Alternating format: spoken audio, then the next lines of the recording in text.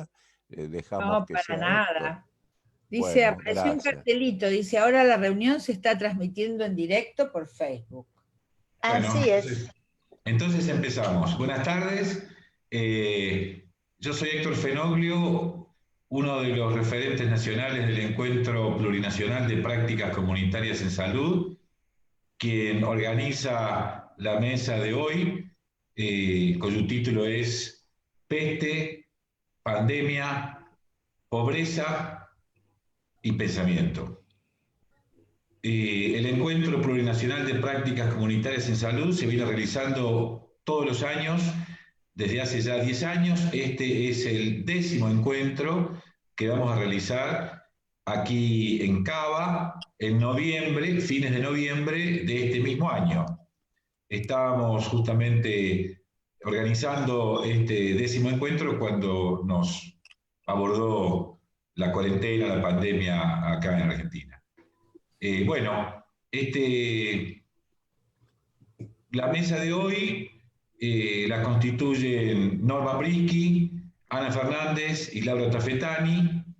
Les agradecemos muchísimo que participen y apoyen este movimiento del Encuentro Plurinacional. Y Vicente Citolema va a ser el coordinador y el moderador y el invitador y quien los aloja y muy gratamente.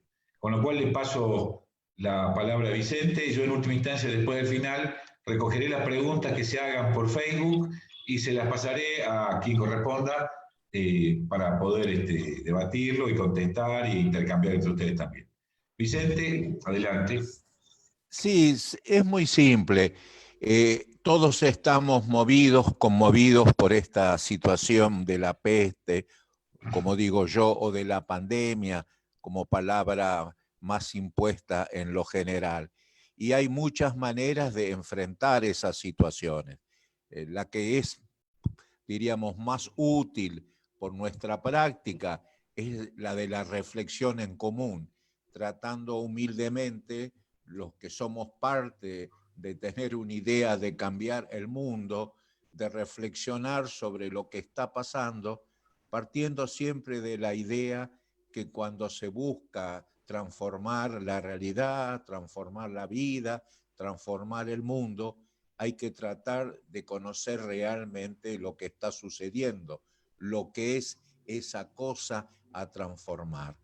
Y lo que no se puede negar, que así como decía Héctor Fenoglio, irrumpió en nuestras vidas, en la sociedad, la pandemia, pareciera que hay una crisis de la propia civilización, también es cierto que en nosotros está la posibilidad de enfrentar sin pánico, de poder reflexionar a fondo sobre lo que está sucediendo, sin negar, porque los que somos parte de estos encuentros no lo negamos, al contrario, lo desnudamos, que la pandemia, entre otras cosas, desnudó el marco de pobreza, de dolorosísima pobreza que se está viviendo en nuestro país. Por eso nos pareció muy bien invitar a 3 personas que son las que están acá. Laura Tafetani, más allá de que ella cuide mucho su perfil en el sentido de no presentarse con exceso como muchos hacen con su currículum, con lo que han hecho, yo para que la gente sepa quién habla y por el cariño que le tengo a Laura, no puedo no decir que es abogada, pero abogada en lo que es más hermoso que sea un abogado, lo que realmente legitima esa profesión tan maltratada por la justicia o por los jueces. Ella trabaja y mucho antes y ahora en el campo de los derechos humanos, y en el campo de los derechos humanos como abogada, pero también como militante, como persona, dedicada muy especialmente a la lucha contra la pobreza, ahí en un campo que el que sufre es el sufriente entre los sufrientes si pensamos en el mañana, que son los niños. Ella sigue esa tradición que que marcó su maestro, un entrañable amigo de todos nosotros, que fue Alberto Onechetti, que fue el que bien dijo algo que repetimos mucho luego, muchos y muchos: la pobreza es un crimen. Bueno, Laura es parte hoy, un referente potente de lo que fue una creación de Alberto, que fue Pelota y es, perdón, a veces uno mezcla los tiempos, que es Pelota de Trapo, una institución realmente que honra a la cultura concreta argentina. Y es entonces a Laura a la que le pedimos que nos aporte su reflexión en este mundo de pandemias, pobrezas, pestes, y frente a todo eso, pensamiento. Bueno, buenas tardes. Muchas gracias, Vicente, por la presentación, pero sobre todo por traerlo a Alberto, que siempre ha dejado una huella tan profunda, no solo en mi vida, sino en la de tantos chicos y chicas y en este país, ¿no? Justamente Alberto lo que tuvo la virtud es de haber colocado el tema de la niñez en el terreno de la política, donde generalmente se la saca, ¿no? En general, el tema de la niñez se la ve desde puntos de derechos, desde políticas sociales, pero no desde el centro de la política. Y es en ese sentido que si vamos a hablar del tema de pobreza y la pandemia, como bien vos dijiste, lo que hizo esta realidad es poner al desnudo lo que estaba. Y esa ha sido la tarea permanente, quizás, de los que venimos trabajando con chicos y chicas, que es desnaturalizar lo que cruelmente este sistema ha naturalizado de una forma tremenda, ¿no? Vos fíjate que hablar de pobreza o hablar de cárceles a cielo abierto, como siempre hemos denunciado a estos barrios y a estas villas en las cuales hace mucho tiempo que han sido cercadas, que se lleva una vida que no es vida, que los niños y niñas de casi 4 o 5 generaciones ya, Pelota de Trapo tiene más de 40 años, así que puede dar cuenta de todo lo que ha ido sucediendo en este país después de la dictadura militar y este cambio de modelo tan tremendo que se ha dado en Argentina y en el mundo, pero particularmente acá lo sufrimos porque en algún momento, si bien no era lo óptimo, casi llegábamos a un pleno empleo en la década del 50 y 60, y entonces todas esas familias que quedaron sin trabajo digno, trabajo en el sentido que hay que volver a recuperar, ¿no? Que no es el de un plan, el de un subsidio, sino el de un país que produce lo propio y que su comunidad es contemplada en ese ideario, ¿no? Entonces, este deterioro, que fue de generación en generación, de padres y madres sin trabajo, que tiene un impacto, y lo digo en este ámbito porque justamente es el pertinente para poder hablar de esto, un impacto tremendo en las condiciones de vida, en la subjetividad, esta situación de una población no deseada, no querida, sobrante. Los chicos y chicas crecen en esa idea de que, bueno, no les da, no sirven, generalmente con un gran desprecio, ¿no? Siempre digo que es muy difícil poder describir lo que significa el desprecio o la mirada que hay tan desvalorizante en un niño o una niña que crece en un territorio donde le tocó por suerte y que justamente no es el privilegiado en este país. En un país por demás que es rico, porque eso es lo más tremendo, ¿no? Nosotros, país que tiene una riqueza, Alberto siempre decía, un país hecho de pan, ¿no?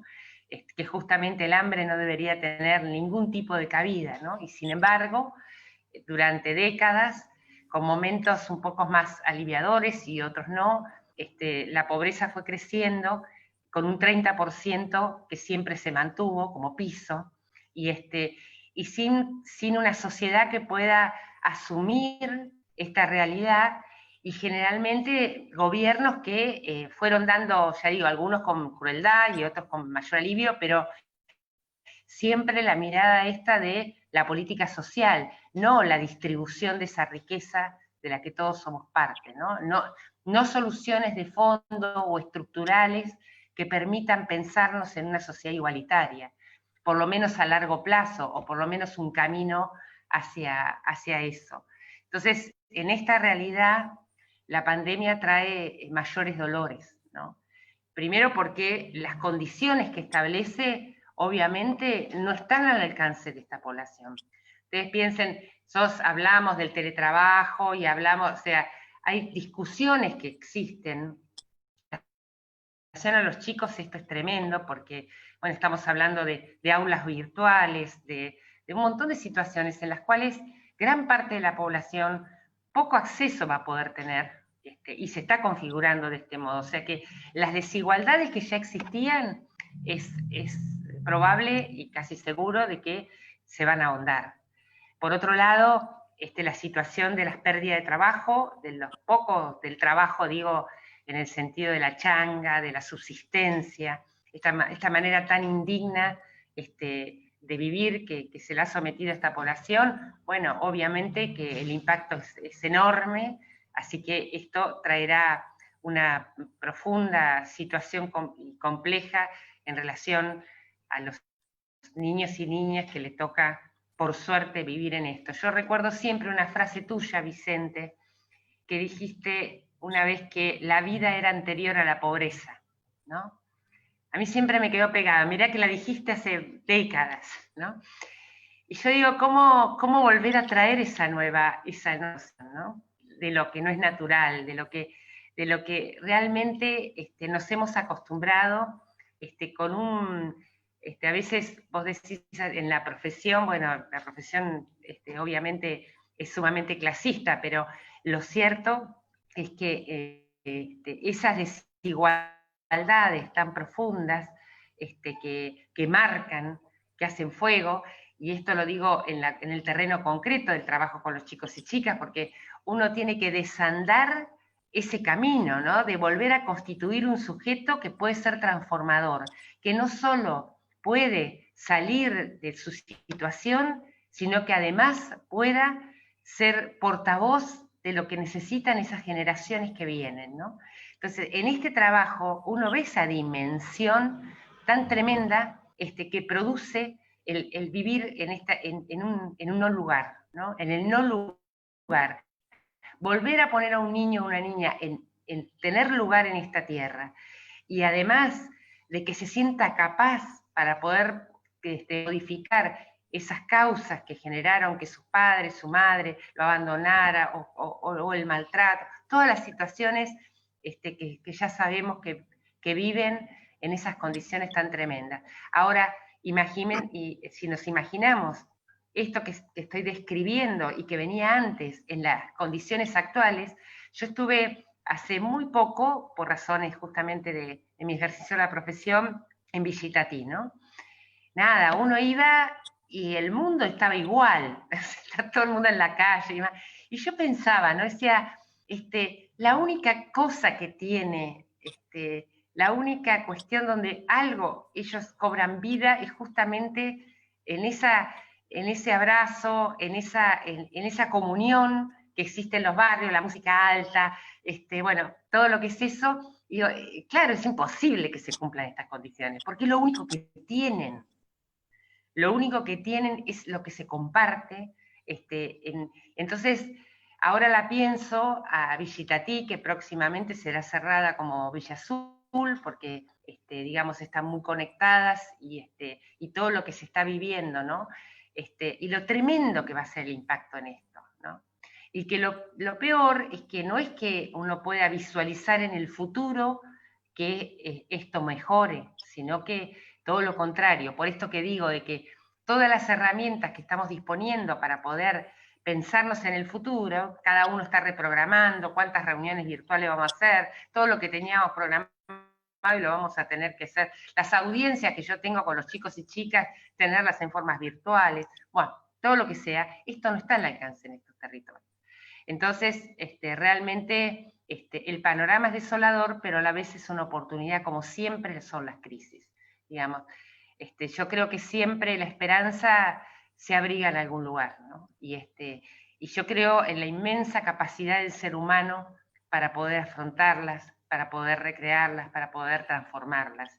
Y yo creo que hoy más que nunca eso es necesario. Es necesario poder tener una visión crítica de la realidad, verdaderamente crítica, porque lo que ha venido sucediendo este tiempo es que si bien este neoliberalismo tan fatal que nos ha tomado los corazones, en general ha generado usinas impresionantes digamos, de elementos para poder generar una cultura en la cual aceptamos como están las cosas. Bueno, nuestro deber como militantes, como transformadores, o por lo menos con ese ideario que guía a nuestras actividades, es justamente poder asumir una posición crítica, tener el coraje, aún en condiciones tan difíciles en el mundo como está, digamos, de poder armar un nuevo camino, ¿no? Y yo en eso creo muchísimo. Y lo que justamente nos han enseñado a creer son los chicos y chicas que en condiciones tan difíciles, tan complejas, han logrado transformar su propia vida y hasta la de los demás.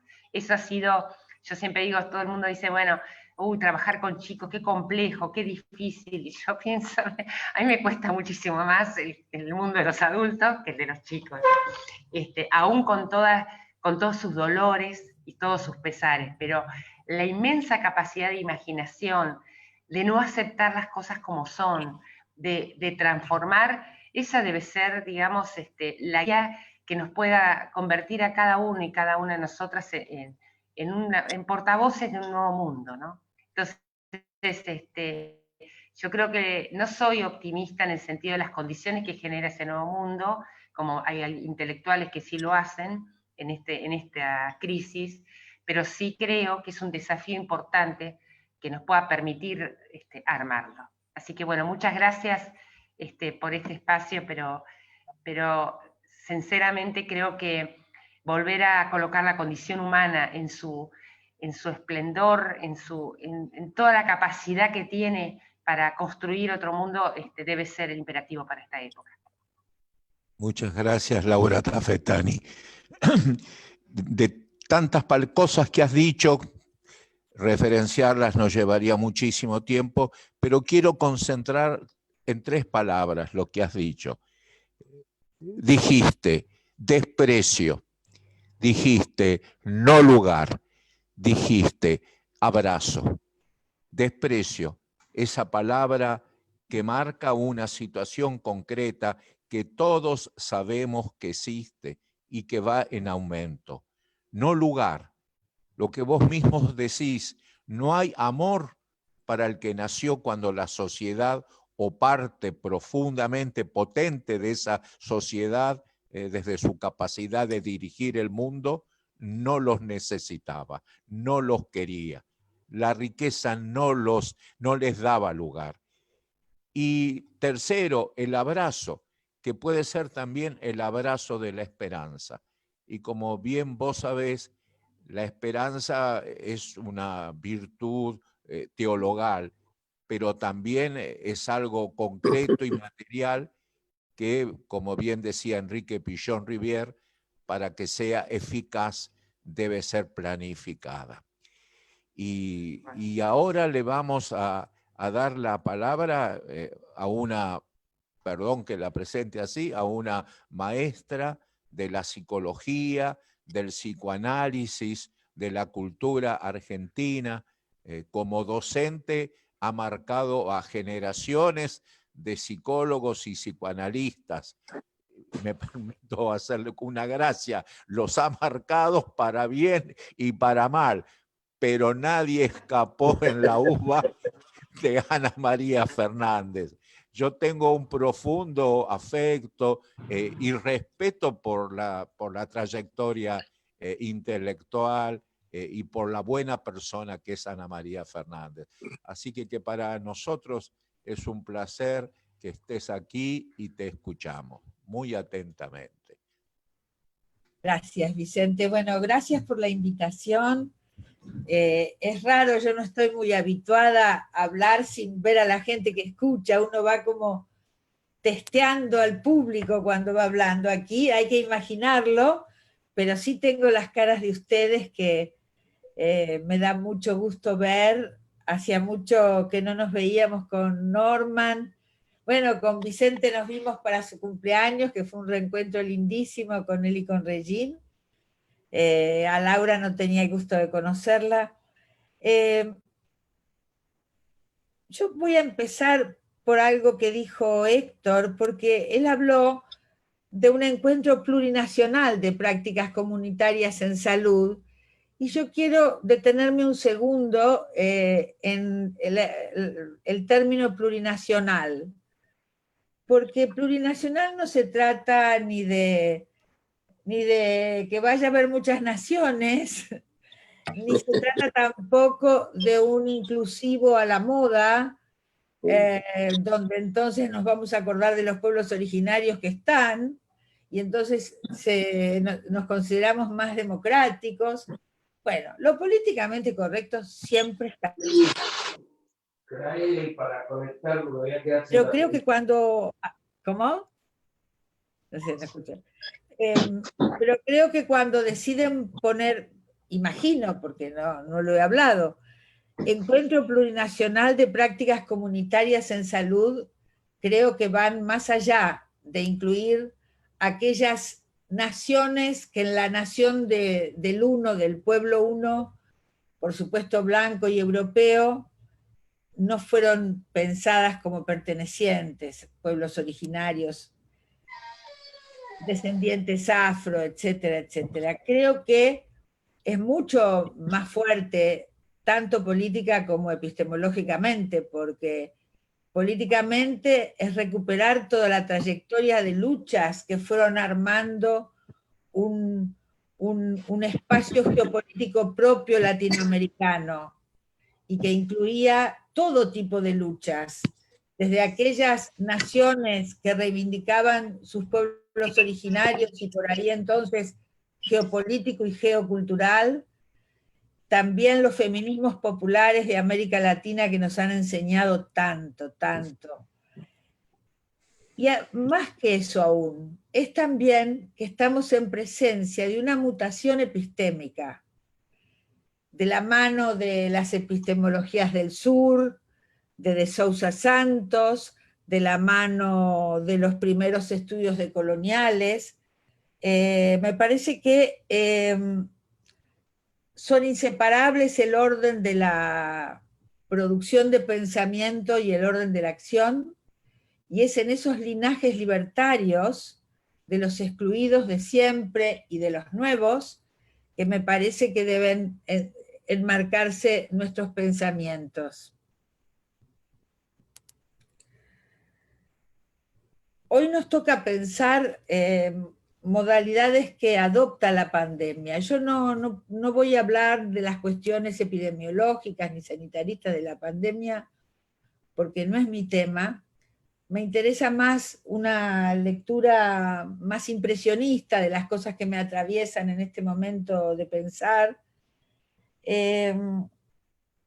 porque el problema es cuando la pandemia, como ya decían tanto Laura como Vicente, ponen en visibilidad, diría yo, las injusticias distributivas, las impunidades público-privadas, todas las estrategias biopolíticas de desigualación que venimos transitando desde hace mucho tiempo, pero que el mundo en el que vivimos tiene una capacidad de resemiotización muy rápida, y entonces unas fueron las modalidades de la alianza del primer capitalismo productivo, entre la producción capitalista, el patriarcado y los modos del Estado y la gobernabilidad.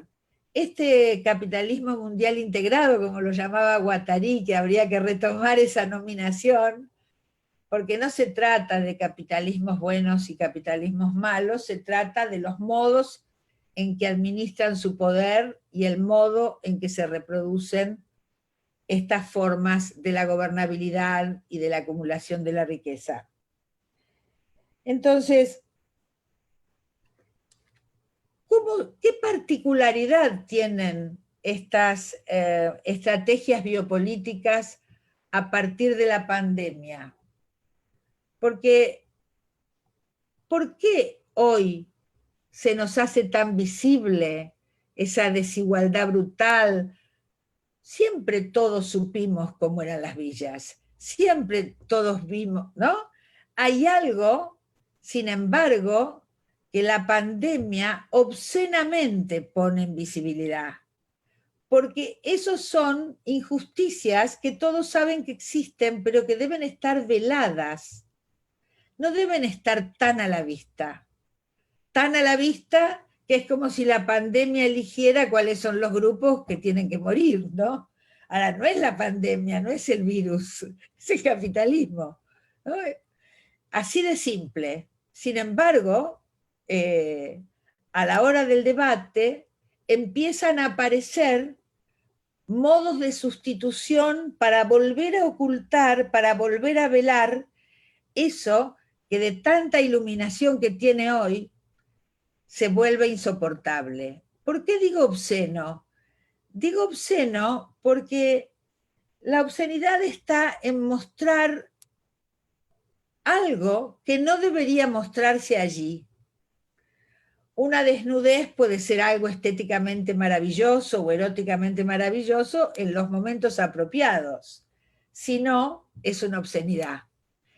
Bueno, eso tiene de obsceno involuntariamente la pandemia, que las estrategias biopolíticas de vulnerabilización extrema, como caracterizan a este capitalismo actual, que por eso se han llamado necropolíticas, está muy bien el término de Membe, necropolíticas, ¿más qué biopolíticas? Necropolíticas, porque bio es vida, ¿no?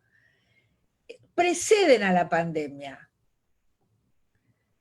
Entonces, pero hoy están más mortíferas que nunca. Ahora, si vamos a las figuras, que van a estar en el eje de las estrategias mortíferas, ¿qué estamos viendo ahí? Geriátricos y viejos, extrema pobreza de las villas. Vieron que ahora se llaman barrios. Es como si diera pudor, hablando de obscenidad, decir villas, ¿no? Queda como más, como que hubiera asfalto, como si no faltara agua, si decimos barrio, ¿no? Es interesante como todo el tiempo el humor social, por decirlo de algún modo, vuelve a velar, vuelve a poner tapujos a lo que es insoportable de ver. A mí me hace acordar a lo que pasaba con los desaparecidos en la dictadura, ¿no? Tanta gente dijo que nunca se había enterado, que no sabía nada. Siempre se supo, pero había que velarlo, no en el sentido del duelo, sino de poner velos, porque si no, era insoportable. Hasta el día de hoy nos resulta insoportable la representación que tiraran gente de los aviones al río o al mar. Hasta el día de hoy se traban los juicios y se enlentecen. Bueno, con esto es algo así, ¿no?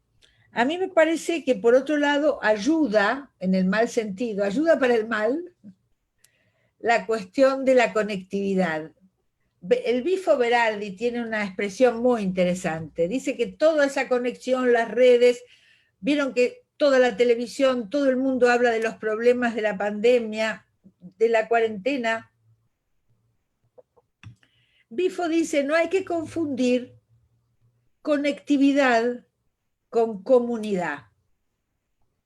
Estamos todos conectados, pero esa conexión de sobreinformación presenta un agobio, confusión, y él lo llama que operan no como ciudadanos en ejercicio de las ciudadanías y la información, sino como el enjambre de las abejas. Entonces, ¿cómo aprovechar esta conectividad tecnológica que hoy nos reúne y crear condiciones para alguito de comunidad? Y yo quiero imaginarme, porque a ustedes los estoy viendo, ¿quiénes serán los que nos escuchan, no? Porque Vicente, Norman, yo pertenecemos a una generación que a lo largo de la vida nos hemos ido encontrando sin proponérnoslo, pero siempre hemos estado donde había que estar. Y es así, no es ninguna vanidad, era una ruta. Y tal vez haya, escuchando gente mucho más joven, que no pasó por todas esas cosas, pero ha pasado y pasa por otras, y tal vez en esa comunidad, buscando cómo hacer comunidad, algo los una de estar en fuerte indisciplina o pequeña indisciplina frente a ese destino de futuros perdidos que pareciera esta sociedad confinarlos, ¿no? No a los futuros perdidos, no al geriátrico que solo es el abandono, eso ya para nuestra generación, no a esas villas que, como tan bien Laura explicaba, se encargan muy bien estas estrategias sin estrategas de la necropolítica, en que estos niños y niñas no puedan imaginar un proyecto. Sin embargo lo imaginan, y siempre habemos gente dispuesta a ayudar. Entonces, ¿cómo hacer comunidad en acto? ¿Cómo acumular, en el sentido más clásico de acumulación política, cómo acumular inteligencia colectiva? Es una inteligencia colectiva y anónima la que tenemos que ir acumulando, porque así como nadie se salva de esta solo, nadie puede pensar solo las soluciones.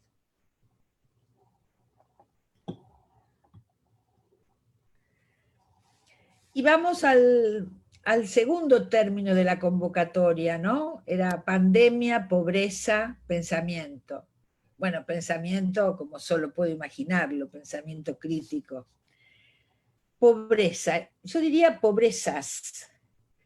Hay muchas modalidades de la pobreza, donde la más feroz, por supuesto, es la pobreza material más extrema, de la que todos estamos de acuerdo, que ahí no es solo una injusticia distributiva en lo económico, ahí es todo injusto, todo, hasta el aire que se respira, ¿no? Ahora, fíjense que esa ferocidad, mucho más de la pandemia, es miles de veces, porque más de muertos hay en los sectores más desprotegidos, que pueden ser nuestras villas, que pueden ser los migrantes y los precarios en Europa, que ya antes de la pandemia les pinchaban los gomones para cuando de África intentaban llegar a Europa. Porque no es que se caían todos, porque también se caían porque iban muy llenos, pero también había patrullas que pinchaban los botes para que no llegaran. Esto nunca se dice, pero es. ¿Por qué hay que velar eso? Porque es insoportable. Necropolíticas tenemos de todo gusto y color, pero también están las pobrezas de las soledades del aislamiento, que es uno de los efectos más feroces. La fábrica de soledades, le llamaba yo en algún escrito, es uno de los efectos más feroces de las posdemocracias, de este capitalismo mundial integrado. Entonces, las soledades, cuando no atacan también a la pobreza material y a la fragilización del empleo, podemos pensarlas en términos de cómo producen la fragilización subjetiva y cómo allí se producen subalternidades de mujeres, por ejemplo, hoy en lucha, pero esas soledades no son espontáneas ni son una característica de lo humano, sino que están producidas estratégicamente, porque entre más solo o sola estoy, más aislado, aislado me siento, más siento que tengo menos fuerza, más pienso que puedo menos, más imagino menos. Y cuando hay que defenderse de tanta injusticia distributiva de todo orden, es cuando más necesitamos la imaginación.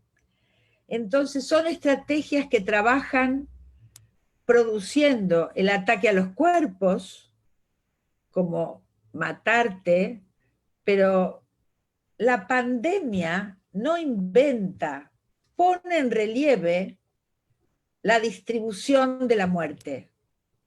Pero esa distribución de la muerte, de morir de pandemia en aquellos que vayan a morir, está previamente diseñada por estrategas sin estratega, porque no hubo 4 malditos que dijeron a ver cómo matamos. Pero es que sobra gente para este capitalismo financiero. ¿Y quiénes? Miren qué interesantes. Nos vamos a morir quién sabe cuántos jubilados, resolvemos un problema de las cajas de jubilación que saquearon previamente. Van a morir muchos más pobres, que son los que siempre traen problemas porque hay que pagarles planes, vieron que hay gente que no quiere trabajar, etcétera, etcétera, todo el discurso. Por lo tanto, si se mueren más pobres, también resolvemos unos cuantos problemas.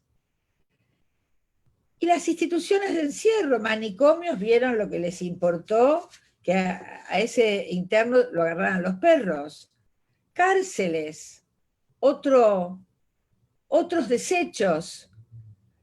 Las instituciones de encierro, ahora institutos de menores, están entrando los institutos de menores, los paradores nocturnos, todo desechable. Entonces, viene acá una pandemia a resolver un problema sumamente importante que no se podría hacer manus militari, por lo menos no puedo imaginarlo.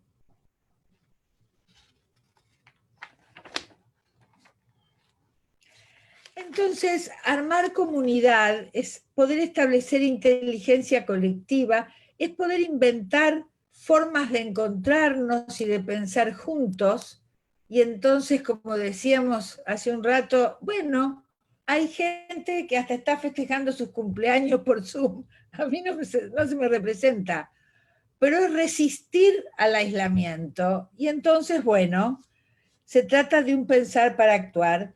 Y en esta obscenidad que lleva al límite de la muerte de mucha gente, son miles, estrategias de vulnerabilidad ya existentes. Y no es de vulnerabilidad, porque la gente no nace vulnerable, es de vulnerabilización. Ahora, ¿por qué se tendrán que morir si de pronto no serían tan graves los síntomas? Y porque los sistemas de salud colapsan enseguida, porque previamente han sido vaciados por formas de gobernanza que no apuestan a la salud pública. Y entonces no tenés la cantidad suficiente.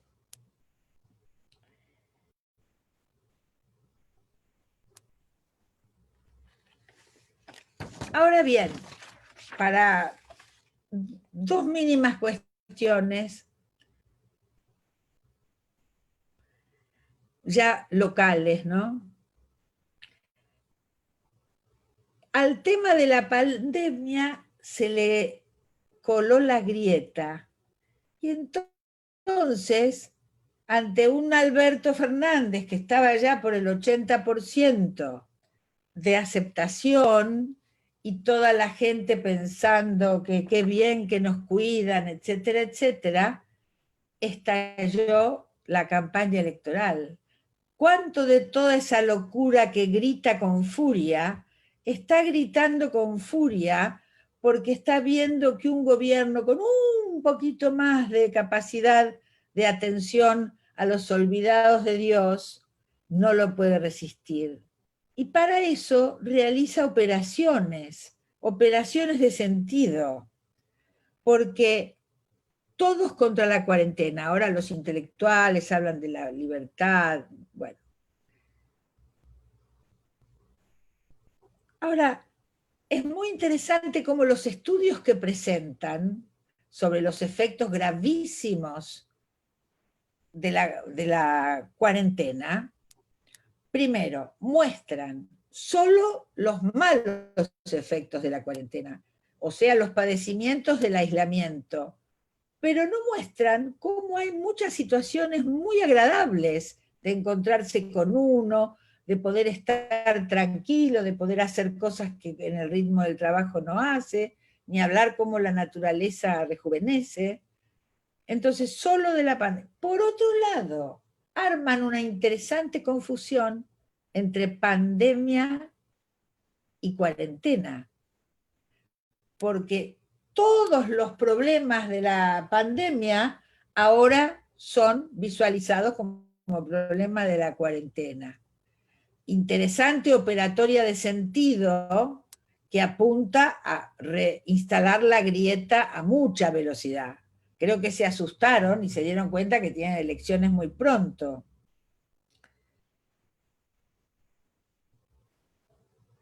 Entonces, en ese deslizamiento de sentido, que problemas de la pandemia ahora son los problemas de la cuarentena, y la cuarentena de la que solo se ve los problemas que trae y no se ve, como muchas veces también trae situaciones que pueden ser agradables o reencuentros, ese es un problema. El otro problema es si este gobierno tendrá la lucidez, esperemos que sí, no lo sé, de superar el asistencialismo de Estado. Si supera el asistencialismo de Estado, lo cual no quiere decir no asistir a todo lo que se necesita, entonces me parece que se abren algunas perspectivas de salida que pueden ser muy interesantes. Para no ocupar más tiempo, salió en el diario, hoy o ayer, una experiencia muy interesante, digo, vamos a ver si resulta, me encantaría que así fuera, de la Unión de Trabajadores de la Tierra, que son esos que van y hacen verdulazos en la Plaza de Mayo, que es una experiencia que lleva años, que aprecio muchísimo, y además por los modos de organización que tienen, muy autogestivo, muy interesante, han hecho un acuerdo con Ministerio de Desarrollo de la Provincia de Buenos Aires de compra directa. ¿Recuerdan el problema con el que se encontró Arroyo de negociados en la comida? Que no podemos, yo jamás dudaría de la honestidad de Arroyo, ¿no? Pero el Estado tiene cuestiones de corrupción estructurales. Bueno, eso es una compra directa, con lo cual bajan los costos, no hay intermediarios. Y además van directamente a los barrios. Ahí hay organizaciones sociales del barrio, Ministerio de la Provincia, Unión de Trabajadores de la Tierra. Sería fantástico que allí pudieran organizar una vía donde en la interacción de distintas instancias puedan superarse las prácticas clientelares en las villas, los punteros, digo, que haya una militancia que pueda enhebrar esto de un modo donde ayude a recuperar dignidades, ¿no? Guattari hablaba de 3 ecologías, la de la naturaleza, la de hoy estoy con Guattari, de la naturaleza, la ecología ecológica y la ecología de las subjetividades. Me parece que ninguna puede andar bien sin las otras. Me parece que este es un momento tan de borde, tan de límite, que es importante poder pensar para actuar, actuar para pensar, y siempre estamos en el límite de lo que no sabemos. Siempre es así. Por lo menos quienes abordamos una idea de pensamiento crítico y nos anima la voluntad de correr los bordes de lo posible, ¿no? Bueno, estas son algunas pequeñas reflexiones que quise traerles a ustedes. Muchísimas gracias, querida amiga. De tu lluvia de conceptos, si los anoté varios y si los fuera a repetir, ya se nos iría el tiempo previsto. Pero cada uno tiene un peso tan potente en tus palabras que simplemente tal vez con nombrarlas sin comentario se abre una síntesis halagadora de lo que nos has dado. Obscenidad. La que me dolió más, tal vez desde mi edad, soledades. Lo desechable. Cuando llega a lo humano, lo desechable se vuelve casi como lo contrario de lo sagrado. El velar y develar.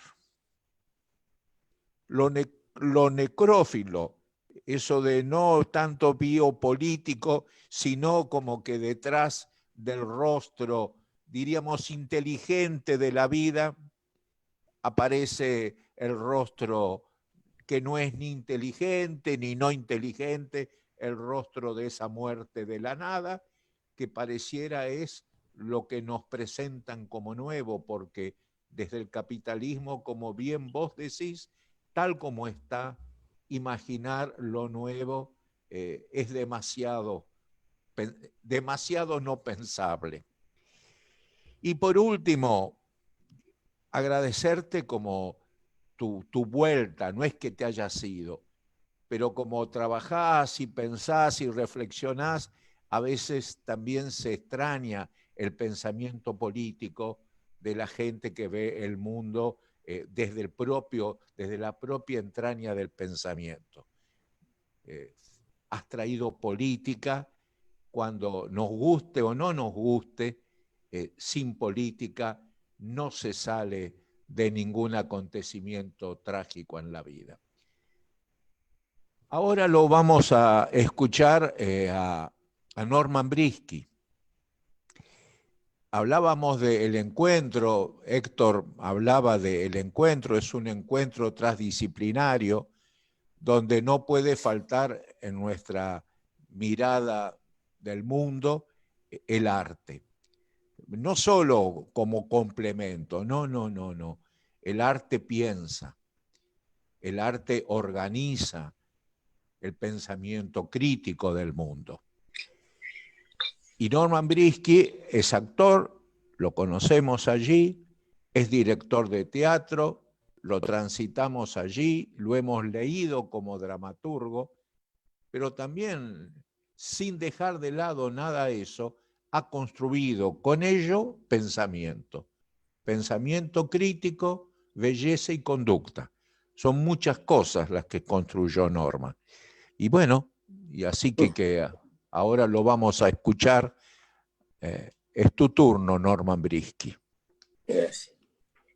Bueno, sos un muy buen director técnico porque me alentás mucho con tus halagos a iniciar algo que cuesta, porque probablemente sea también por actor, porque la que actuó antes, esta familia Fernández tiene sus ovejas negras y son importantes, increíblemente lúcida. Sí, para lo que escucho, para mis visitas, la claridad con que he escuchado sobre lo que pasa, no sé qué reflexionar que no tenga que ver primero, que es la palabra combatiendo al capital, ¿no? Que quedó en algún mostrador, en el estaño, en algún estante. y que se retoma con esta desnudez que habló la compañera, con esta desnudez obscena. Sí, somos especialistas en los síntomas de lo que significa el capital, el imperio, el capital del imperio, de los imperios. Porque eso es lo que probablemente sea una reflexión que la tengo como pescador, ¿no? Que si alguien tira una piedra muy lejos, llega a mi orilla y perturba lo que yo quiero. Nos perturba mucho. Es como si de alguna manera nos colonizara la onda que nace en algún laboratorio, en una tierra desnudada, maltratada, de todas esas tesis que tienen como una pandemia se tira en cualquier lado y llega globalizada hasta nuestra poesía. Me parece que estamos trabajando sobre los síntomas, sobre los prejuicios, los enormes prejuicios que significa estas elecciones de cúpulas del capital, de los capitalistas, de personas, de agrupados, que agrupados la piensan cómo seguir socavando la tierra para terminar con ella, porque con estas cosas está claro que hay pandemias sobre pandemias y que cuando tenemos un referente a la pandemia, no terminamos de ir para atrás. Y están todos esos residuos en el camino, que son los que nosotros tenemos lectura de los residuos, somos especialistas en la basura. Me parece que esa contingencia, la verdadera contingencia, es una contingencia del capitalismo y que nosotros pagamos con esa contingencia. Yo escuché, porque soy de hablar con los vecinos, que esta guerra la ganaron los chinos, sin tirar un solo tiro, sin fabricar una sola bomba, y la ganaron. Entonces, y esta oportunidad es, quedemos bien con los chinos porque nos pueden mandar servilletas. ¿Qué está pasando que no nos damos cuenta? Que no queremos darnos cuenta, porque la negación no es solamente la oscuridad que ellos hacen de saber lo que pasa, sino nuestra propia oscuridad, que no nos permite ver que esta política, la palabra política, la palabra Estado, la palabra gobernar, está en un lugar al borde, pero no parece que se cae. No parece que se caen los negros, se caen los puertorriqueños, se caen nuestras cabecitas negras. ¿Se acuerdan? Desde entonces, Perón hizo muros para que no se vean las villas. Yo vengo del peronismo, Perón hizo los muros. Yo iba a Alex, donde se hacían las compaginación de las películas, y estaban esos muros ¿cómo se llamaba el barrio, no? Bajo Belgrano. Entonces estos muros son milenarios. Iban a pedir perdón al muro. Me parece que estamos trabajando sobre los síntomas y es la urgencia, es nuestro, aquel humanismo, este humanismo, el que debería ser el humanismo. Pero no podemos, con semejante potencia del enemigo, dar una batalla, porque la batalla está entre ellos y la pagan los bordes. Me parece que yo no tengo mucho más que decir. En el campo de la cultura, nosotros hemos colaborado con el gobierno de la ciudad, estamos haciendo rebeliones en lo que hacemos, no todos, algunos son muy posmodernos, entonces claro, ponen los muros, intramuros, aparecen obras de Edgar Allan Poe, ¿no? Todos están encerrados en las paredes. Nosotros estamos en el síntoma y trabajamos con una ineficaz manera de poder ayudar, porque es una ayuda cristiana, es una ayuda abnegada, es una ayuda honesta, es una ayuda solidaria. Pero las pandemias vienen cabalgando. Las pandemias son la geología que empieza con nuestros indios que están ahí abajito y empieza con otros genocidios y otros genocidios. Y nos olvidamos, o la memoria, o la pisamos, sin darnos cuenta que abajo están esa gente, nuestra gente, mi amigo. Es duro, pero ¿qué vamos a hacer? ¿Qué vamos a hacer? Primero ser un poquito más, no inteligente, porque no se trata de la inteligencia, se trata de un entusiasmo por querer que algunas cosas se acaben. Sí, odio, diría Tato. Nos falta odio. No somos una clase para el odio.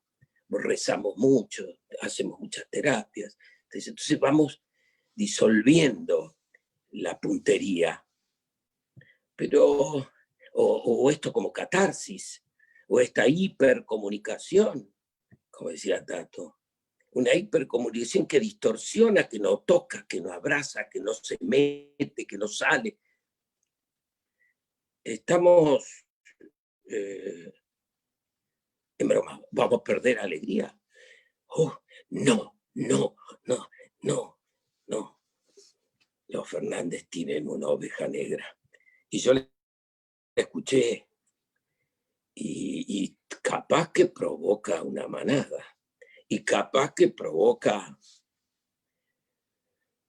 algo que tiene que ver con decir la civilización esta, déjense de joder, la inventaron estos griegos que tienen una popularidad hasta hoy, Vicente los ha nombrado, y fueron ellos los que inventaron las clases, ellos que inventaron pagar para entrar al teatro, son ellos, Sófocles es el ministro de Cultura de estos griegos para esclavizar. Vamos a avivarnos, que la cultura casi te diría que está peor que otros sectores que entran por otra puerta, por otra ventana, que es lo que ustedes proponen.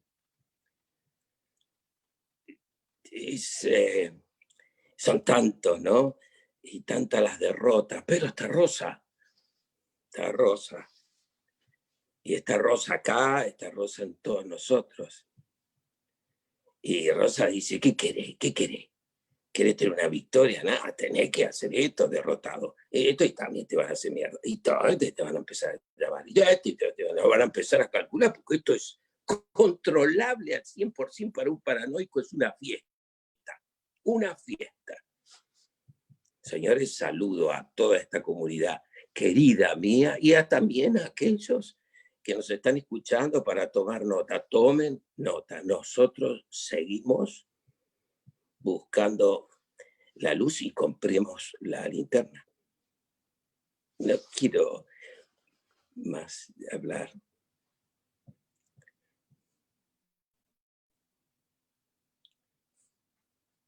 Regina está atenta, estamos acá. Hemos escuchado a Norman, palabras de las que dijo Norma. Especialistas en basura.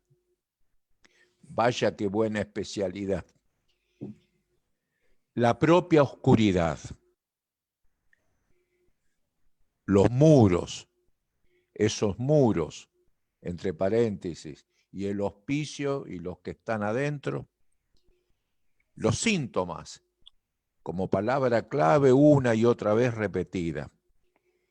Y algo complejo que puede despertar adhesiones y puede despertar rechazos, y a veces en los rechazos hipocresía.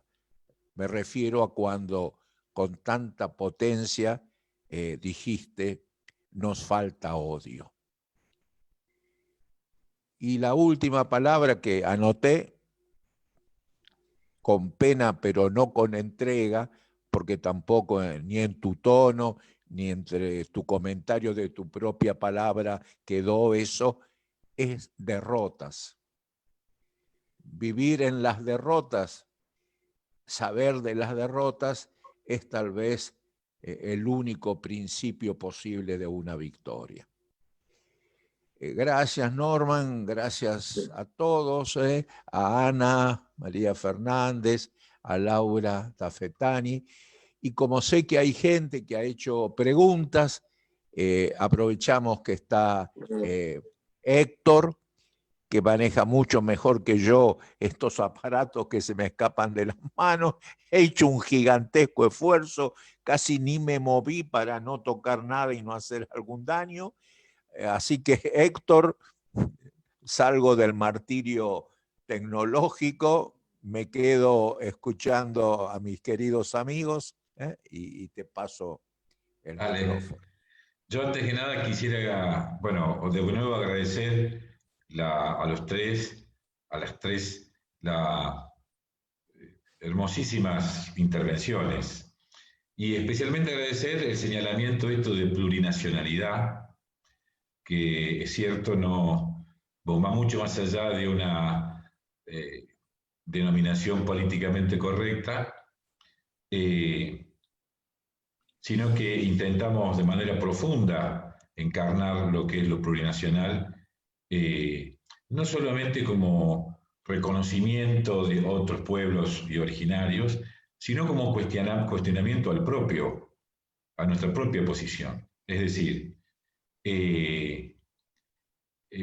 Laura decía que iba a Villa Itatí y siempre se encontraba con esa música fuerte y todos juntos, y uno no puede menos que pensar que hay alegría, que hay comunidad. Y eso es parte de una cultura comunitaria que en las clases medias se ha perdido, si es que alguna vez las hubo. Y las clases medias, como también decía Laura, lo que aparece mucho es el desprecio por eso. Y el desprecio, como todos sabemos, es una pasión triste. Es una condena y una pena que tiene que sobrellevar quien desprecia, y quien desprecia nada menos que la alegría. Ese desparpajo por la fiesta, ese desparpajo comunitario, que no se cuida de buenas formas, y que con ese mismo desparpajo también muchas veces está más allá de la ley que funciona como controladora, y que en última instancia confunde estos pareceres, lo que es pobreza y lo que es riqueza. Es cierto que hay pobreza material y que los compañeros de las villas la padecen, pero están llenas de riqueza muchas veces espiritual y comunitaria, que el desprecio de las clases medias no tiene otra manera que llamarse pobreza espiritual. En este sentido, digamos que todo lo que estamos hablando enriquece nuestra propia mirada al respecto, y también no solamente que tenemos que apoyar y ayudar, sino tenemos que aprender, abrirnos y aprender de las prácticas comunitarias, que no solamente en salud, sino en todos los sentidos del término, porque también la salud excede enormemente lo asistencial, en todo el sentido del término asistencial, como decía Ana, no solamente en lo material, sino también en lo sanitario. Pareciera ser que tenemos la solución con la vacuna, cuando en realidad la pandemia es muchísimo. El problema no es solamente el virus, sino es qué hacemos ante estos virus.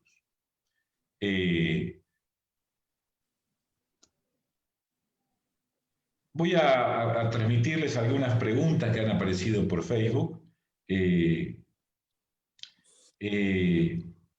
Floricha, una pregunta para María que defina el asistencialismo del Estado.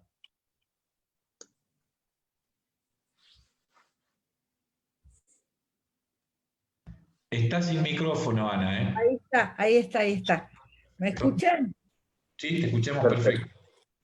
La idea de asistencialismo del Estado es como, a medida que se fueron armando los Estados-nación, aquello que tenía por sede institucional la Iglesia y el valor de la caridad cristiana, se hizo laico, pero la idea de asistir es una idea complicada, porque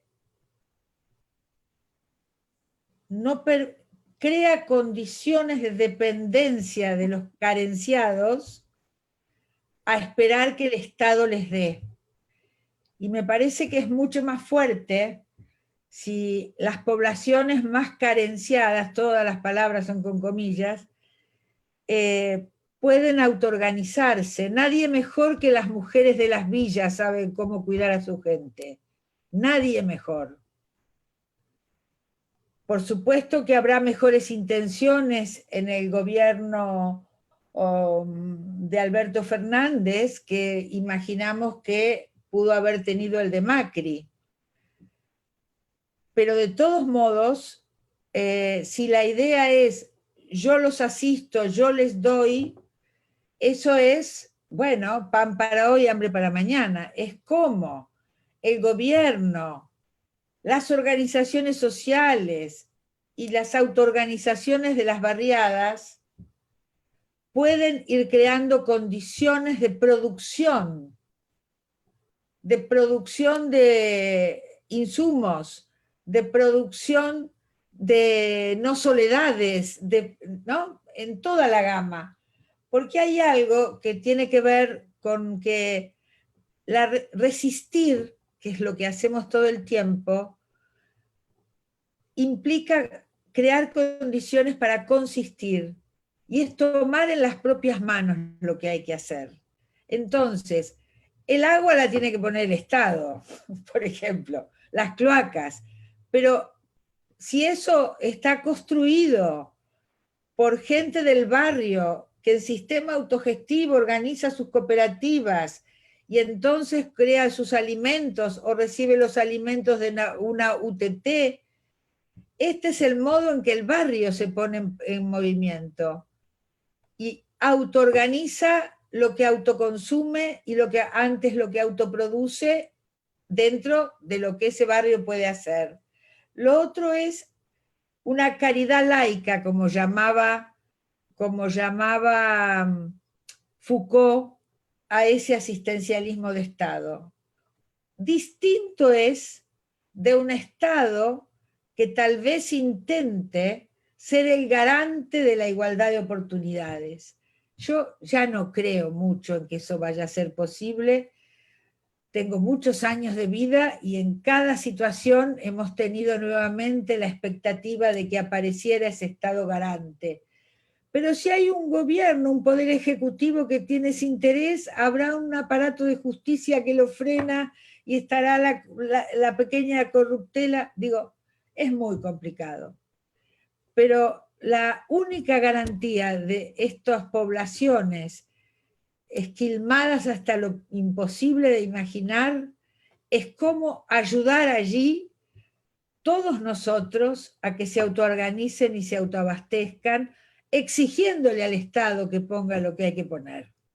Esa sería mi crítica al asistencialismo de Estado, lo cual no quiere decir que subestime la importancia de un Estado que esté dispuesto a poner lo que de la infraestructura y de la estructura necesitan los barrios para ganar dignidad.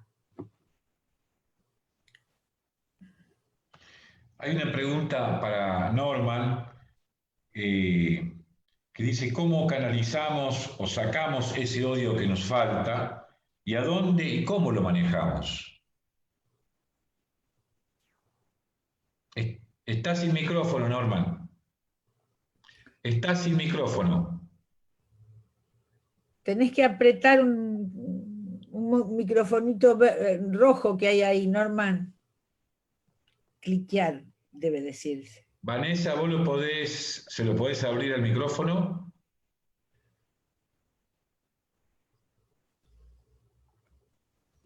Ahora. Ahí está, perfecto. Gracias, Dedo. La pregunta, uy, qué pregunta. No sé por qué el odio tiene cierto grado de irracionalidad. Yo lo conozco porque en la dramaturgia, en la vida, querer matar al que me quiere explotar, ninguna revolución se hizo. Sería una buena respuesta, me parece, no pensada. Ninguna revolución se hizo sin odio. No, y fue la punta, la energía, la potencia de una revolución estuvo en cómo se puede tolerar semejante desigualdad. Y el odio fue siempre la herramienta de esa discontinuidad, como también se nombró a Foucault, ¿no?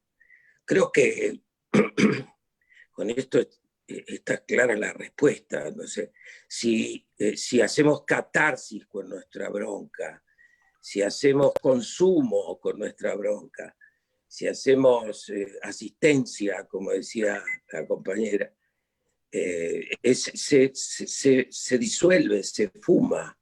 Y estas maneras que tenemos nosotros de poder charlar tienen también esa desventaja.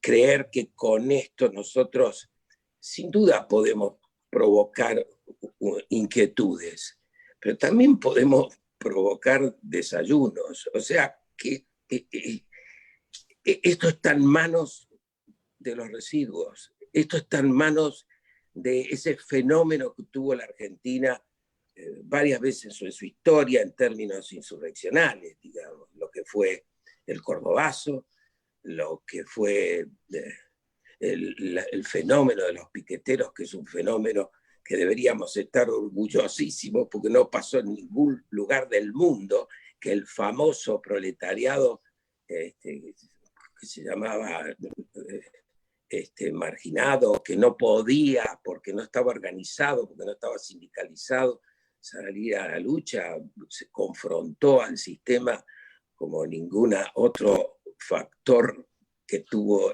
nuestro país. O sea, ¿a dónde está esa bronca, ese odio? ¿A dónde está? ¿A dónde se origina? ¿Y cuál es, a quién apunta, ¿no? Entonces, me parece que es un sentimiento probablemente, ¿no? Es una cosa no racional, porque está la irracionalidad con que nos humillan, que la única respuesta va a ser esa. Después que haya pensadores, gente que baje de la Torre de Marfil. Yo no tengo muy buena historia hecha con los intelectuales, otra vez Tato, ¿no? Yo no tengo una buena opinión de la participación de los intelectuales en la participación de lo que significan los hechos sociales. Siempre estuvieron, con excepciones, claro está, con excepciones, por suerte. Esa sería mi respuesta con respecto a la inquietud de la pregunta. ¿Puedo agregar una cosita a lo que dice Norman? Por supuesto. En relación al odio. Agregar. Tal vez una palabra es complejo por toda la connotación que trae, pero no sé, y si pensáramos en furia, yo veo las compañeras LGTB han teorizado, los propios participantes, no los intelectuales, han teorizado de modo maravilloso lo que Loana Berkins llamaba la furia traba, y cómo de esa furia se hacía energía, y se hacía energía política para cambiar las cosas, ¿no? Con furia me siento un poco más cómoda que con odio, pero tal vez podamos pensar. Porque hay una tensión muy interesante política en las poblaciones desechables, que es la tensión entre la ternura y la furia y la ternura. En las marchas del orgullo, en algún año que no me acuerdo cuál fue, era muy interesante cómo iba la furia traba con toda la expresión de la furia, pero un segundo antes habían pasado las madres lésbicas con los cochecitos de los bebés. Y todo eso estaba dentro de la misma marcha. Entonces, yo creo que el odio por ahí, yo entiendo perfecto lo que dice Norman, creo, ¿no? Me estoy refiriendo no a lo que él dice, sino a los desplazamientos de sentido o recaudos que pudiera haber con la palabra odio, y tal vez podamos pensar en cómo traducir en términos de acciones políticas esa furia, que los desechables lo saben, y así fueron los piqueteros. Acuérdense que los primeros piqueteros no tenían relato, no tenían discurso. Iba el de la tele y lo único que hacían era putear, porque se habían quedado sin trabajo, porque el sindicato no los defendía, porque estaban en la ruta, porque quemaban las gomas. Tuvo que pasar el tiempo de su propia autoorganización para que empezaran a tener relato político. Entonces, ahí esa furia u odio, esa furia es fundante de un accionar que, como bien dice Norman, a muchos de nosotros nos llena de orgullo y que lo contamos. Me preguntan mucho en el extranjero por dos cosas. ¿Cómo fueron lo de los piqueteros? ¿Cómo fue? Y me preguntan cómo fue, cómo inventaron el scratch los hijos. Y acá la palabra scratch está totalmente denigrada, ¿no? Ahí tenés otra invención desde la furia, ¿no? La furia también inventa formas políticas, no solo de denuncia, ¿no? Y eso hace consistencia existencial, eso da potencia de sí, individual y colectiva. Muy bien. Eso. Sí, me parece que no dejemos que nos expropien la palabra odio, porque sí sentimos que ellos nos odian a nosotros, entonces nosotros tenemos furia. La palabra odio parece que se la adjudicamos al enemigo y tenemos que... Puede ser, puede ser. Puede ser, que haya que recuperarla. Hay una pregunta que puede ser para cualquiera de los tres, porque está referido, que es que si es posible, ¿y cómo hacemos para que esta hiperconectividad la podamos poner al servicio de lo comunitario?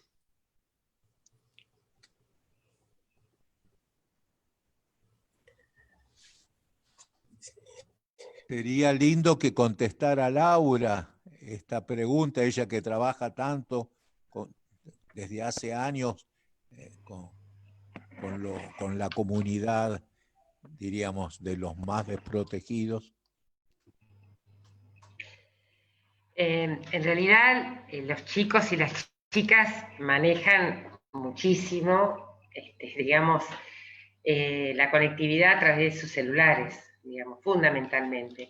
Es más, muchos y muchas de ellas nos han enseñado a nosotros, digamos, y cuando hemos tenido las primeras dificultades, son nuestras maestras, en eso tienen muchísima habilidad.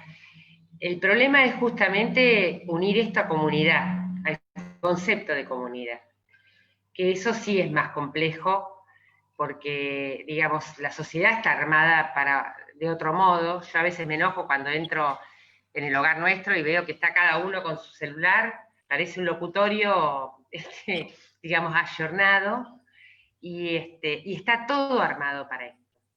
Entonces, sí se hace difícil pensar en una similitud de la conectividad con la comunidad porque justamente no está armada, digamos, ni es el objetivo de las comunicaciones como están planteadas. De hecho, si cualquiera que ha estado con los juegos que tienen los chicos y las chicas, verán que es de este modo, digamos, ¿no?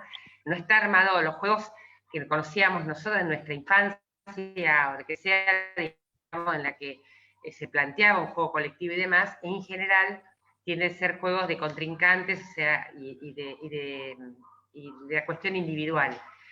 Entonces, en eso va a ser un desafío grande. De todos modos, me parece que siempre el medio no suplanta, digamos, el fondo.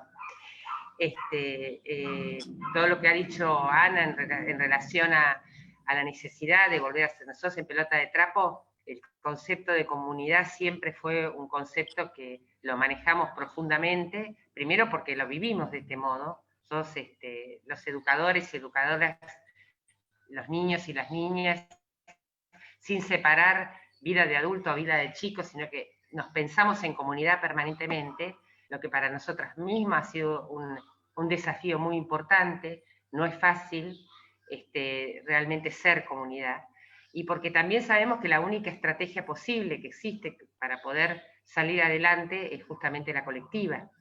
Entonces, para nosotros es una convicción, no es un discurso, es la convicción de que no hay otro modo de poder hacerlo.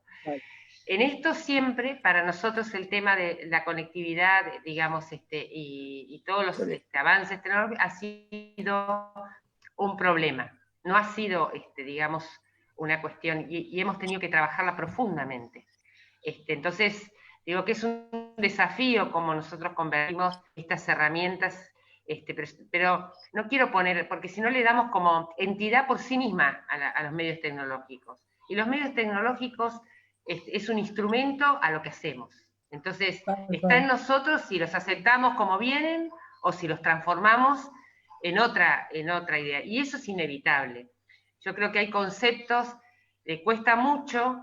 Hoy escuchaba lo que estaba diciendo, se estaba diciendo con respecto al odio, con respecto a muchos conceptos que se consideran de modé. Digamos, 30 años atrás hablar de odio era absolutamente normal, ¿no? El odio de clase, el odio que sienten los que la viven, porque hablamos como si esta fuera una civilización de amor. Entonces, porque lo contrapuesto es hablar de amor, y amor no existe, digamos. El amor del capitalismo destruye, y lo que viven los chicos es un odio constante, ¿no? Yo recuerdo cuando fue ¿se acuerdan lo del Polaquito? Ese niño que la nata había estado, y que todo el mundo estaba horrorizado por el manejo de la nata, pero nadie escuchaba lo que decía el chico. O sea, que al margen de la manipulación que obviamente se hizo, y bueno, ya sabemos lo que los medios de comunicación hacen con esto, nadie escuchaba lo que estaba diciendo, y era odio.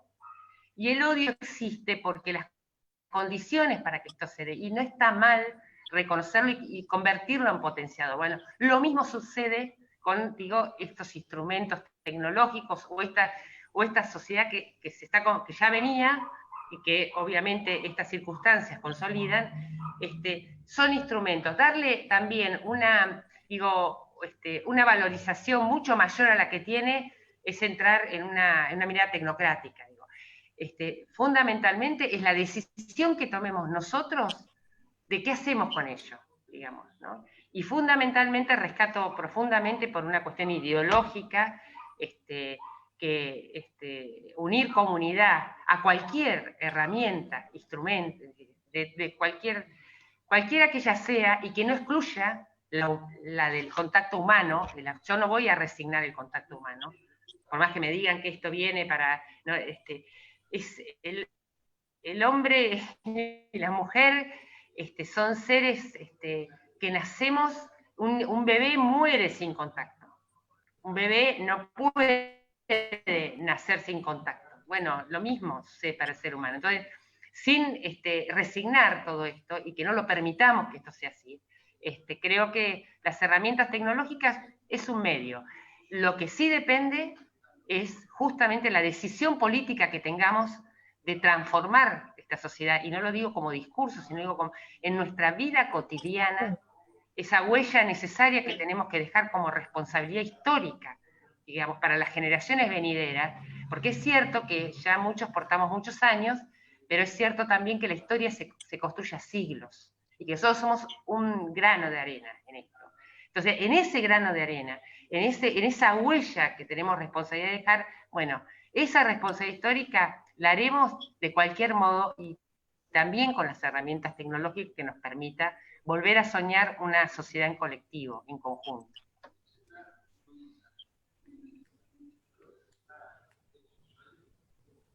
Muchas gracias, Laura. Vamos a ir ya medio finalizando para no dejarlos descansar también, ¿no? Pero hay varias preguntas que voy a resumir en una, y quizás sea la última, que tiene que ver con la salud mental. Las preguntas son, ¿qué ocurre con el silencio del gobierno con respecto a la salud mental? ¿Y cuáles serían las consecuencias y además prioridades de post-pandemia sobre los efectos que deje todo esto en nuestra población? Abierto es.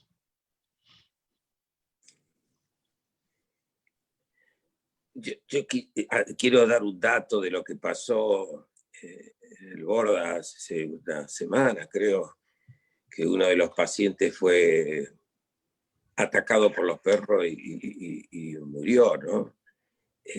Y que el relato que yo escuché, porque estuve en contacto con compañeros, era que los perros son malos y matan un inocente. Nos dicen, los perros son lo que no hace el Estado y lo que no va a hacer el Estado. Y como diría una compañera, es la lucha de clases entre lo humano y estos perros, ¿no?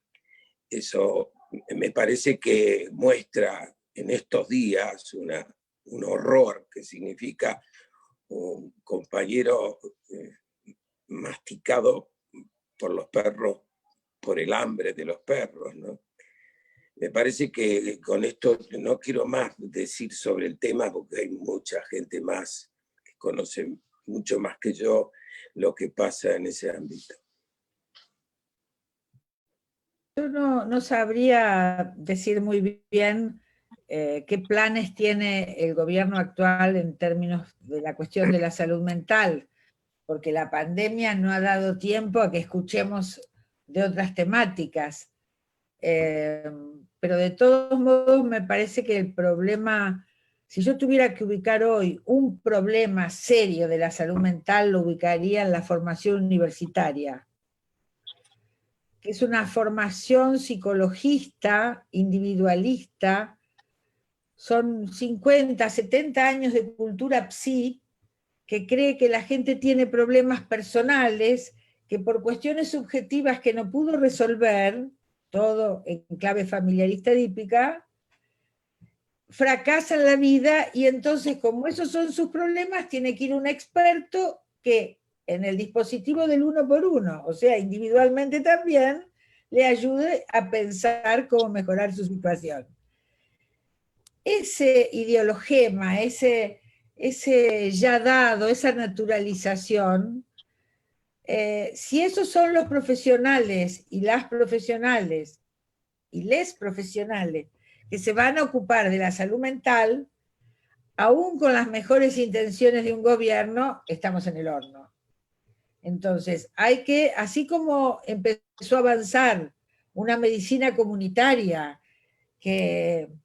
o los agentes de salud comunitaria, que son las manzaneras de la chiche recicladas, que trabajan maravillosamente, porque son las que entienden cuando hablamos de las cosas centrales de la violencia de género, por ejemplo, y que están en los lugares más perdidos de la provincia armando grupos con las mujeres víctimas de violencia y que les parece obvio que tiene que estar coordinado por una sobreviviente, mientras que en las dependencias municipales se atienden en dispositivos individuales y el mayor punto que deben pensar, según los profesionales entrevistados, hicimos una investigación, era que esa mujer acepte su implicancia en la violencia, con lo cual, sin querer, reproducen el esquema del violador que dice, le pegué porque me sirvió los tallarines fríos.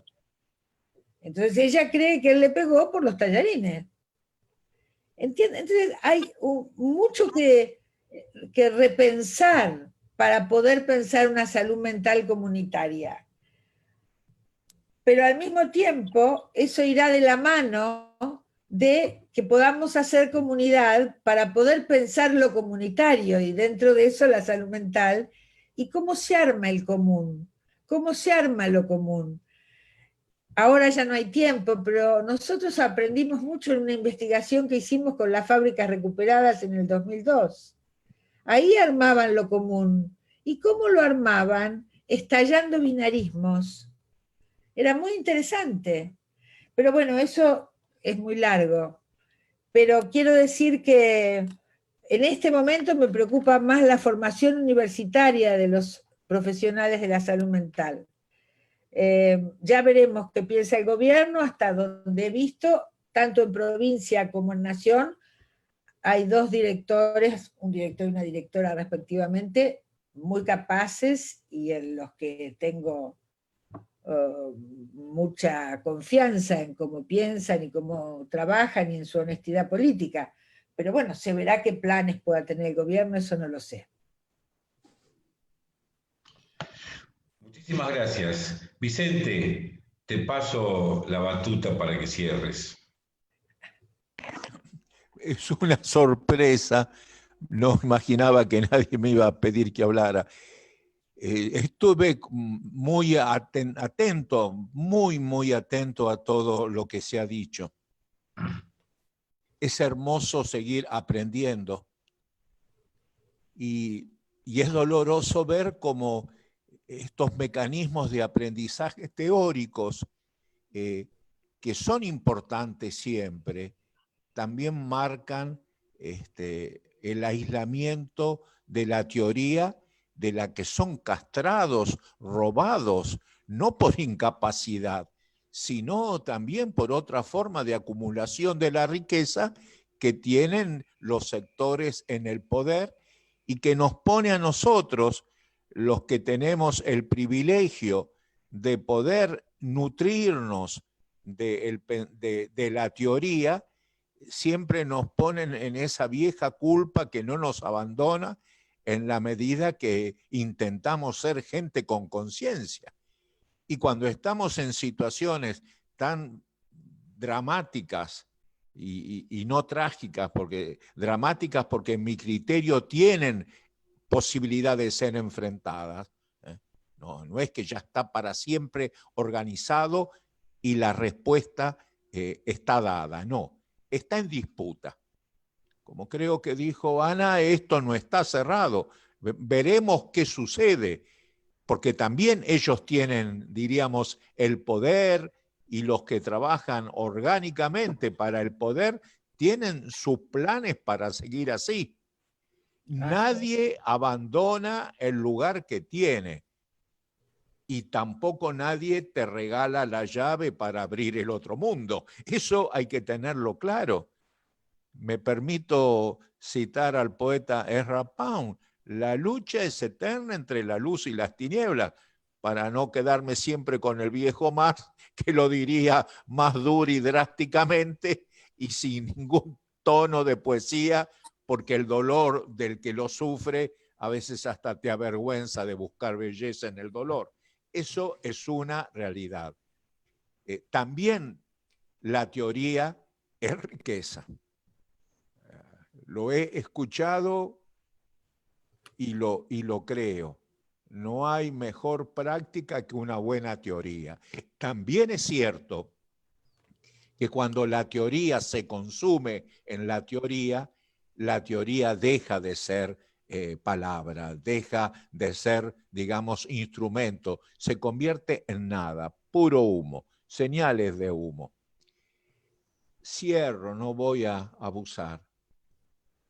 Esta realidad de la peste desnuda también los privilegios, incluso de los que queremos sentir como propio el dolor del otro. Y hay aquí entonces una demanda. La vieja ética siempre surge. ¿Qué hacemos con los saberes que, como decía Ana, nos permite seguir acumulando y produciendo este tiempo de pandemia frente a la absoluta orfandad de poder concientizar el dolor?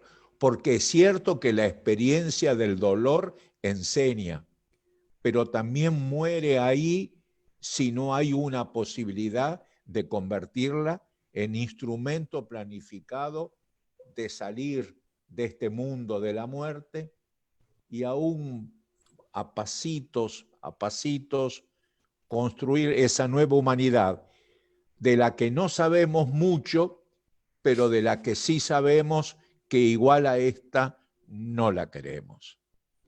Hasta ahí, y mi gratitud a los compañeros, compañeras que han estado presentes en este encuentro. Ahora es fácil abrazar, total, es simplemente el deseo expresado. Así que te abrazo, Laura, te abrazo, Ana María, te abrazo, Norman, te abrazo, Héctor, te abrazo, Vanessa, y me abrazo a mí, que también está bien. Hasta luego. Bueno, muchísimas gracias también en nombre del Encuentro Plurinacional de Prácticas Comunitarias de Salud. No, perdón, Héctor, y a vos también te abrazo. Ya me dijiste, me querés abrazar de vuelta, no hay ningún problema. Ya nos abrazamos tantas veces que seguiremos abrazando más, muchas veces más. Bueno, nuevamente, muchísimas gracias. Hay muchísima gente que los ha escuchado con mucha atención y muy contenta por todos los comentarios, con lo cual les paso agradecimiento de la gente que está viéndolos en Facebook y esta contentura, porque están muy contentos todos por todos los comentarios. Y bueno, de nuevo agradecimiento, muchísimo agradecimiento de nuestra parte, y ojalá nos podamos ver alguna otra vez, y ojalá que nos veamos en el 10º encuentro de prácticas comunitarias en salud, en noviembre, que lo vamos a hacer, sean cuales sean las condiciones. Muchísimas gracias y será hasta la próxima. Gracias. Gracias a ustedes. Gracias. Abrazo grande. Un abrazo gigantesco.